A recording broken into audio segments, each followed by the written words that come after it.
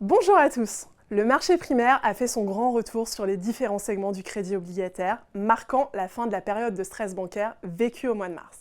La sérénité n'est pour autant toujours pas de mise. Le mois d'avril a été marqué par le début de la saison des résultats du premier trimestre, qui a bien démarré dans l'ensemble, que ce soit sur les émetteurs investment grade financiers ou non financiers.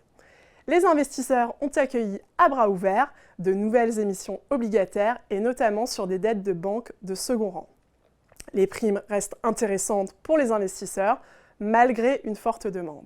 Les valeurs financières continuent à se négocier avec des primes significatives par rapport aux obligations non financières à la suite de la crise bancaire de mars 2023. Le marché des dettes subordonnées a été mitigé en raison de la volatilité sur les taux et de la tension qui persiste sur le secteur bancaire américain. Les résultats des banques américaines ont été mitigés et n'ont pas vraiment apaisé les craintes, mais les sorties de dépôt semblent être stabilisées à fin mars 2023. Cependant, de nombreuses petites banques régionales américaines auront besoin d'aide dans les prochains mois. Le cas de First Republic Bank a fait trembler les marchés et cette dernière a finalement été saisie par les autorités américaines et rachetée par JP Morgan. En revanche, le marché primaire des dettes subordonnées a été actif avec de nombreuses émissions de dettes subordonnées d'assurance et dans une moindre mesure des tiers de bancaires et des corporate hybrides. Néanmoins, la liquidité des obligations et la dynamique de flux restent atones et nous ne nous attendons pas à un retour à la normale dans les prochaines semaines.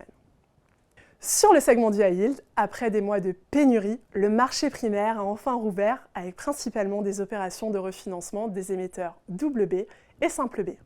Les nouvelles émissions ont été bien absorbées grâce à des facteurs techniques favorables avec une dynamique de flux stable et des soldes de trésorerie élevés dans les fonds high yield. Nous restons prudents sur le segment du high yield avant la saison des résultats du premier trimestre, compte tenu de la performance résiliente de ce segment depuis le début de l'année et d'un nombre croissant d'histoires idiosyncratiques. De plus, le marché primaire actif pourrait peser sur les valorisations sur le marché secondaire. Nous continuons de privilégier les émetteurs double B ou simple B avec des coupons élevés. Nous restons particulièrement prudents vis-à-vis des noms présentant un risque de refinancement à court ou à moyen terme. En conclusion, les marchés du crédit devraient continuer à se concentrer sur les actualités provenant du secteur américain et nous nous attendons toujours à ce que la volatilité sur les taux souverains reste un élément perturbateur. Merci de votre attention.